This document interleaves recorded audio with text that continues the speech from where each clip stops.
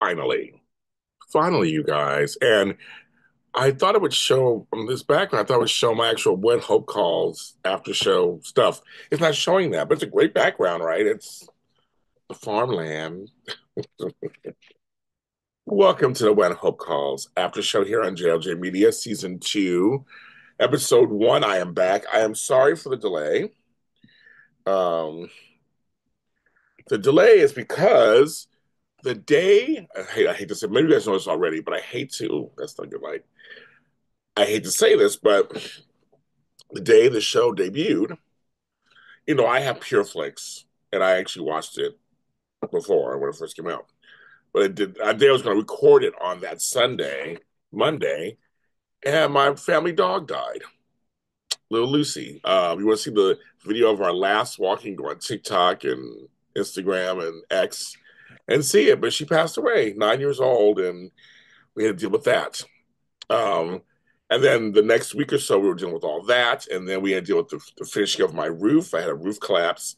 That's a whole other story. That's taken care of now. And then we bought a new dog this week. So named Amelia. So we had a lot going on. So I finally got a chance to watch all three episodes and I'm doing all three episodes separate. So you're getting today three new episodes. I know it's a lot. I was gonna do it all at once, but I said no, because later when people watch it separately, I want everybody to have I want each episode to have its own episode. How I feel about that. These aren't very long anyway, so I just kind of go through and tell you my feelings. But so thank you for watching and listening on audio, video, all that. Watching these three episodes, especially, I had forgotten how much I enjoy the show. I knew I enjoyed the show, but like how much I enjoyed the show. It's a nice, soft show, and I mean that in the best possible way. It's not When Calls to Heart, so folks who like it's a spinoff, but it's its own identity. Like it really is its own pacing, own identity. The town is different. They don't even have a phone, which is the whole so far through line this season. There's no phone. There's a few cars. It's a whole different. Brookfield's a whole different scene. And this episode, and even the next episode, really felt like a continuation of the last season, which was so long ago. I know we had the Christmas special that's only just so long ago. It felt like a great continuation slash wrap up. I haven't read anything anywhere, so I don't know. You guys can tell me in the chat if you know this already. I don't know. I think is Lillian coming back? Is Grace coming back? I have no idea what's going on. But I enjoyed the next two episodes with them in it. Um, and so here we go. This is from New Hope Orphanage, of course, beautiful place. It's right outside of Brookfield. Um, Lillian's letter to Grace, who's in London and pregnant, having an interesting pregnancy with Chuck's baby, is having a problem. She basically, I love it. She fills us in on what's going on. She's preggers. Chuck went to London. We went there. Tess, his mother, if you didn't know it, is upset. Of course, we won't say anything. Lillian's going to go see her, so she's leaving to go see her. Gabriel's on assignment, so they kind of write letters to each other. Maggie and Sam, still friends. And little Charlotte is blind. So now I will say this for both shows. I'm glad they're including a blind character and showing her in a regular setting and how they're working it out. We also have our regulars like Debbie. Miss Eleanor is back, and she is going to watch The Orphanage for Lillian. We love Miss Eleanor very much. Maggie's parents come to town. Okay, they have their own agenda too for her. We have all the kids, and here's the thing about this show that again, and Alfonso knows this. He writes for the show and everything. He show runs the show. On this show, the kids are the showcase because it's an orphanage. It's not about an orphanage, and they always get great bunch of kids. The kids are always so good. Annie's the lead child. She's the oldest. Well, for now. Um, but we meet Wally, and he's the newest. He's been there for a month. He's new, and he's really cute and fun. But all the kids, they're there. Um, crazy old Ronnie, Tessa's brother, is running the inn still. He's like the bumbling guy. He's really funny, just does stuff. Then we meet a new Mountie. There's a new Mountie, kids, who's kind of just like watching the town. And he saves a girl from being hit by a car. I love that we have the whole car stuff. Makes me laugh now. Michael Fletcher, Fearless Fletcher. I like that. He's introduced in a great way. Um, but then, so when the parents come, there's another chick on the carriage. She kind of slides off and goes away and it's kind of hiding. And she is finding her way to bring the courage to show up to talk to Lillian. And I read nothing, so I didn't know anything behind. I didn't go online. I didn't see anything, so I got to watch it in real time and find out as things unfold, which I'm so glad I did that. Um, and Nora Anderson is her aunt. I was like, Sydney must be a little young to be somebody making Cohen's aunt. But they explained that, kids. They did explain that. So Ethel Bennett, who was the birth mother of the girls, that was her sister, her older sister. She was 11 years younger. So I was like, okay. It's like nice little twist. I have uncles and aunts who are not far from my age. So I'm like, okay. So I'm like, okay. Um, and she comes into town and tries and like she's talking to her. You can tell that Lillian is like touched. So I knew when I saw it, I was like, okay, so she's gonna take over, obviously. And I'm glad it kept it like in the family. Like, why not? Let's keep it like that's somebody new. It could have been just Eleanor this whole time, but I'm glad they brought in someone else and still the tradition of the family, still tied together. She's a lawyer from San Francisco. Love it. Um, Maggie likes being a nurse. We like Maggie, like Nurse Maggie. Her parents are having a hard time, of course. They don't get it, they don't understand. Um, and they show us how much she really does fit in with the town.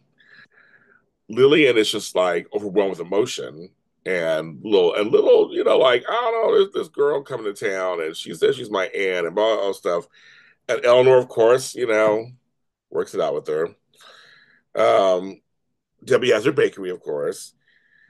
Sam returns, all disheveled and gruffy, and meets Maggie's parents. Joe is still there. I was wondering who. I said I didn't know who was still there. So Joe is still there, and Joe is in the. I'm sorry, I gotta.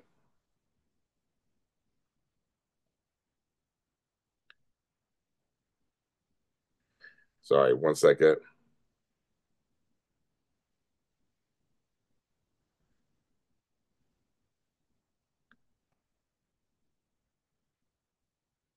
Oh, okay. Good, but so he's there. So he's still there. So we got glad his general store. Of course, he likes all the gossip. Those general stores have all the gossip. He's hilarious. Um, I love Tess. I love Wendy Crewson. And so I'm very interested to see what happens this season with her. She's such a character from the first season, where at first I didn't like her. At first I was like, "Ugh," oh, I don't like her. And then you kind of see that she's just a guarded woman who, in a man's world running these ranches. So by the end of this first season, I end up she's one of my favorite characters. And then her brother's like this guy who's always bumbling stuff and kind of on the both sides of the law. She has to kind of watch over him, and so I actually I like her. So I'm glad to see what happens. But the first episode, she's warning about these wolves to make sure care of the whatever. They need a pump fixed. Um, Ronnie and Mountie Michael have a little fun moment, and of course we have the meet cutes. We got Nora and Michael Fletcher. He lays down, I think, so she doesn't slip in some water, and that was very nice. Um, Maggie, of course, likes Sam and just having a hard time telling him. Um, one of the kids at the house, the pump needed to be fixed at the house. And one of the kids, Steve, he fixes it. So I think it's me for future storyline somewhere. Um, when Tess was bringing the horses in town, was a new horse. Charlotte, lying Charlotte, get to feed the horse, test because we get these oatmeal cookies and get to feed the horse. I love horses, so I love seeing any of these shows both with horses. I want to ride a horse again so bad. I've ridden a horse in a while. I got to get up there again and do it because I love riding. I'm a big horse equine person. I know me, yes, trust me. I grew up that way and I love it. And she named her Sugar. It was cute. She liked the sugar stuff. But I love all the horse stuff on these shows. I love it. Ronnie is so busy being nosy and and trying to find out about Fletcher and what about the new Mountie. Who is he? It's kind of funny. But Fletcher's on to him. Fletcher goes straight to Lillian to deliver a letter from Gabriel. And Gabriel says, I'm going to try to be there before you leave. Now, watching this episode, I didn't know if she was leaving this episode or the next. Again, I didn't read anything, so I didn't know how long it was going to be. So I was like, oh, okay, so they're going to give us a reunited scenario that's very nice for fans who invested in the first season. Then they do something that, of course, is very the show. Sugar's gone. They find Wolf Track. Sugar is they can't find Sugar. And and Fletcher, Fearless Fletcher, our Mountie, who's really funny, he summons Ronnie to his office slash jail. So funny. The way they shot it, where he was cleaning the jail, and Ronnie's on the other side, like, "Hi, you called me," and he butters him up. And he sees, and I think it's one of those things. Ronnie's that character that he's lovable, but he's just a bumbling guy, and Fletcher's amused by him. I think he's amused by him, so he's kind of like, oh, I can't give him a little something, and he'll work with me for me, so to speak. But he thought it was something else. It's funny. Ronnie's like, I'm sorry. He's like, sorry for what? And we learned that Ronnie confesses that he stole a Mountie's hat for a woman 10 years ago. Oh my God. That chuckled to me. I was like, of course he did. Of course he did.